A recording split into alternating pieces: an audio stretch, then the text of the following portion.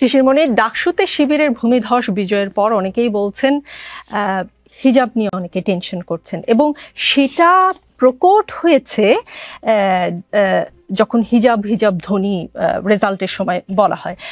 সেটা জাকসুর জিএসএসএম ফরহাদ আজকে সকালে কিছুটা পরিষ্কার করেছেন। তিনি বলেছেন, সিনেট ভবনে সারা রাত স্লোগান, গান, আনন্দ হয়েছে। আমাদের 3 জন হিজাবি ছিল, সবাইকে নিয়ে স্লোগান হয়নি। স্লোগানটা মূলত ব্যক্তিকে কেন্দ্র করে ডেলিভারি হয়েছে। সাবিকুন নাহার তামান্নার ক্ষেত্রে হিজাব নিয়ে স্লোগান দেওয়ার কারণ হচ্ছে চারুকলায় তার ছবিতে শিং এঁকে দিয়ে তার হিজাবকে বিকৃত করা হয়েছিল। এটা হিজাব ফোবিয়া সিম্বলিক রিফ্লেকশন আর কি। সেখান থেকে একটা ভয়েস রেইজ করা হয়েছিল যে ক্যাম্পাসে হিজাব ফোবিয়া চলবে না।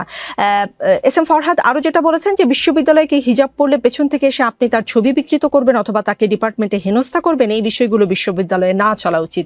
সেই ভয়েসটা শিক্ষার্থীরা রেইজ করেছেন। এটা বিদেশি মিডিয়া, স্পেসিফিক্যালি একটি দেশের মিডিয়া সবকিছু জানার পরেও কেন তারা প্রেজেন্ট করেছেন, এটা তাদের এজেন্ডার ব্যাপার। তবে আমাদের দেশের মিডিয়া সবকিছু দেখেছে, আশা করছি দেশীয় মিডিয়ার ভাইয়েরা সত্যটা উপস্থাপন করবেন।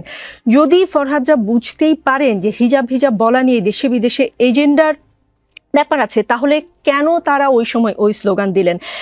মানে এটা না দিলে কি বিষয়টা আরো শোভনীয় হতো কিনা বা ভালো হতো কিনা? একটু আগে মানে নারীদের ব্যাপারে আমাদের কি ধারণা, আপা বলেছিলেন যে এটা একটু ক্লিয়ার করে দিতে, যেহেতু রেলেভেন্ট কোয়েশ্চেন করছেন তাই আমি এখানে যাচ্ছি আর কি। দেখেন, আমার মনে হয় জামাত ইসলামীর সঙ্গেই সবচাইতে বেশি সংখ্যক নারী সদস্য আছে। আপনি প্রশ্ন করতে পারেন, পাবলিকলি তো দেখি না, আমাদের কাছে তো আসে না, বা আমার আপার মতো তো এখানে আপনি কয়েকবার বলেছেন টকশোতে পাঠানোর জন্য।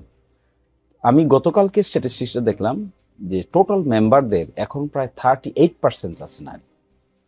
38%। আমি জানি না আমার আপাদের পার্টিতে কি পরিমাণ আছে, স্ট্যাটিস্টিক্স আমার জানা নাই, নিশ্চয়ই অন্যান্য দলেও আছে। তো নারীদের প্রতি এবং তারা যে পরিমাণ সিনসিয়ারিটির সহিত ওয়ার্ক করেন আমি দেখলাম।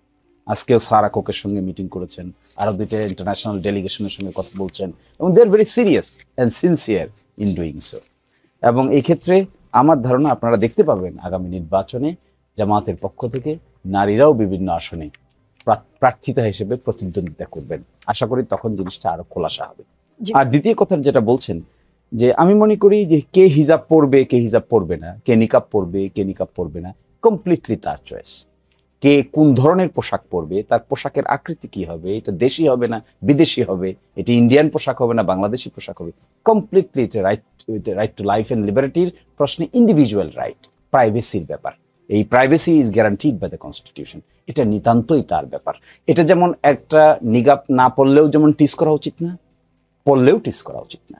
আমি এক্সপেক্ট করব ডাকসুতে যারা ইলেক্টেড হয়েছে তারা হিজাবের ব্যাপারে কটাক্ষ করার কারণে যদি তারা এটা ধ্বনিটা দিয়ে থাকে, হিজাব না পড়ার কারণেও যদি কাউকে এরকম কটাক্ষ করা হয়, এই ধ্বনিটা যেন তারা ইকুয়ালি দেয়, then their treatment will be equal.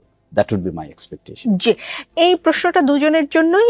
Barrister রুমিন ফারহানা, আপনার কাছে প্রথমে যেতে চাই। ঐক্যমত্য কমিশনের বৈঠক শেষে আজকে সহসভাপতি আলী রিয়াজ সাহেব বলেছেন 13 তারিখের মধ্যে সবগুলো দলকে জুলাই সনদে স্বাক্ষর করবে এমন 2 জন ব্যক্তির নাম পাঠাতে তিনি অনুরোধ জানিয়েছেন।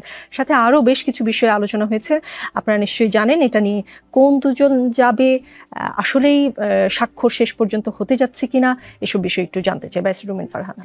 দেখুন, জাতীয় ঐক্যমত কমিশনের পলিটিক্যাল পার্টিগুলো যখন একসাথে বসেছে, তাদের প্রত্যেকের মাথায় নিশ্চয়ই এটা ছিল যে উই এগ্রি টু ডিসএগ্রি, এবং সকলেই সকল বিষয়ে একমতে পৌঁছে যাবে সেটা আশা করার কিছু নেই। সে কারণেই পলিটিক্যাল পার্টিগুলো বহু বিষয়ে নোট অফ ডিসেন্টও দিয়েছে।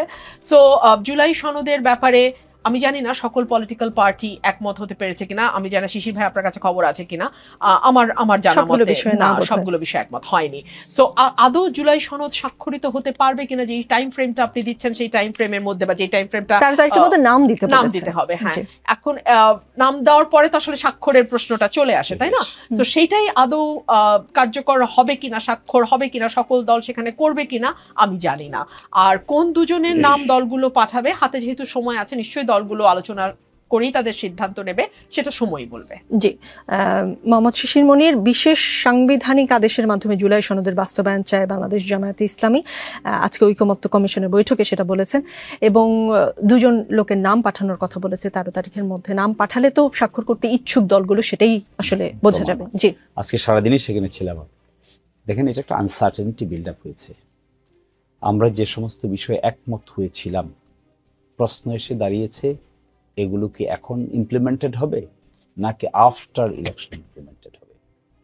আজকে যারা ঐকমত্য কমিশনে ছিল, মেজরিটি পলিটিক্যাল পার্টি যে কথা বলেছেন যে আমরা এটা এখনই বাস্তবায়ন চাই, আর নেক্সট ইলেকশন চাই জুলাই সনদের অধীনে যে সমস্ত রিফর্মের কথা আমরা বলেছি, এই রিফর্ম সিস্টেমগুলোর আলোকে আমরা নির্বাচন চাই। এখানে একটা কন্টেনশন হয়েছে, দু একটা পার্টি আছেন, 2-4 জন পার্টি আছেন, এর মধ্যে one of the major political party যেটা বিএনপি বলছেন যে তারা এটা এইভাবে চান না, তারা চান the new parliament will take steps. কিন্তু আমরা সেখানে বলেছি যে নো, ইটস নট।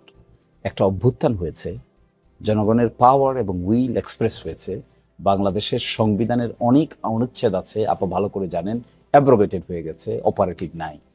এখন আমরা এখানে জুলাই সনদটা ইমপ্লিমেন্ট করার জন্য একটা স্পেশাল কনস্টিটিউশনাল আদেশ দিতে পারি কিংবা রেফারেন্ডামের আয়োজন করতে পারি, করে এই সনদটাকে আমরা অ্যাপ্রুভ করাতে পারি।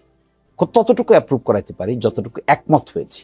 যেটা একমত হই নাই সেটা তো নট অফ ডিসেন্ট আছেই। এই একমতের জায়গাটাতে আমরা বলেছি একটা স্পেশাল কনস্টিটিউশনাল অর্ডার ও রেফারেন্ডাম করে এটাকে আমরা ইমিডিয়েটলি শেষ করে ফেলতে পারি। আর যে ফেব্রুয়ারি নির্বাচন, এটা উপযুক্ত দিনই আমরা করতে পারি।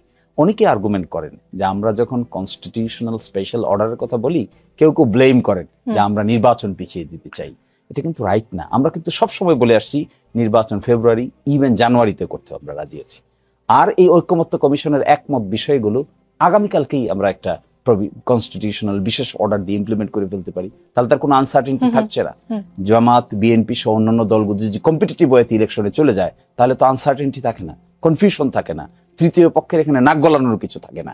এই জায়গাটাতে আমি মনে করি কেউ কেউ দায়িত্বশীল ভূমিকা পালন করছেন না, না করার কারণে আনসার্টেনিটি। জি, ব্যারিস্টার রুমিন ফারহানা, আপনি কিছু আর বলতে না চাইলে আমি ক্লোজিং টানতে চাই। জি না, আমি শুধু এটুকুই বলবো যে রাজনীতিতে একটা বিরাট পরিবর্তন এসছে।